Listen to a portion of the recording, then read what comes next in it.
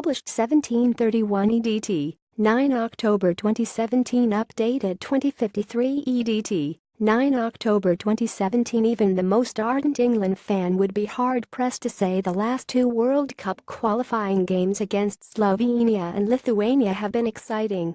And for the first time in this less than thrilling campaign, it looks as though the remarkably loyal armchair support switched off from watching the England game in Vilnius despite its prime-time kickoff at 5 p.m. on Sunday.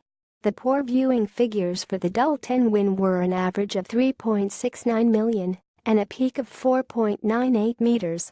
That made it the only match in the 10-game route to Russia, all covered live on ITV, for which the ratings had sunk below a 4 meters average and 5 meters peak. Harry Kane scored the only goal as England won 10 in Lithuania on Sunday evening, but the game in Vilnius failed to capture the imagination of the watching television audience. An average of 5.07 meters had watched the 10 victory over Slovenia at Wembley last Thursday, with a peak of 6.18 meters.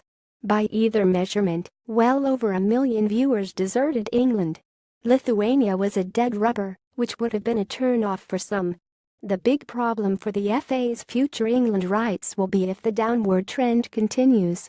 An average of 3.69 million and a peak of 4.98 meters watched England's final World Cup qualifier. Blackburn Rovers director Robert Corr is taking up the case of former linesman Kevin Lynch, who has yet to receive his England cap from the FA in recognition of being on the FIFA list in 1992. Corr is due to speak to FA referees chief David Elleray on Tuesday about the omission. Lynch, a corporate suite host at Blackburn, plans to take legal action against the FA for discrimination unless it is resolved. Steve Holland likes to keep the lowest of profiles as Gareth Southgate's assistant. But he was stage center in front of the players at the end of the match in Vilnius, clapping the England fans. Holland even took off his training coat and gave it to one of the traveling supporters. Hopefully the recipient was not a member of the extreme right-wing group Football Lads Alliance, whose initials were on one flag being prominently displayed at the England end of the ground. The newly formed protest movement, supposedly groups of football fans concerned about the recent upsurge in terrorist activity in the UK, held a demonstration in London at the weekend.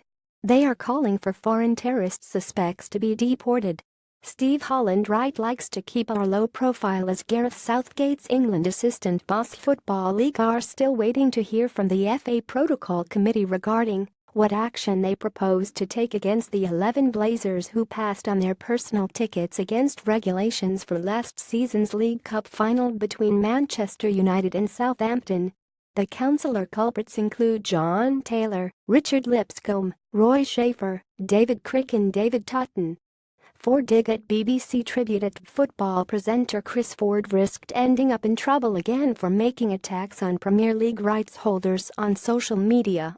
Ford, who is an established host of Premier League matches for the overseas market, went on Twitter to question how much new material there had been in the BBC's 80th birthday tribute to football icon Sir Bobby Charlton.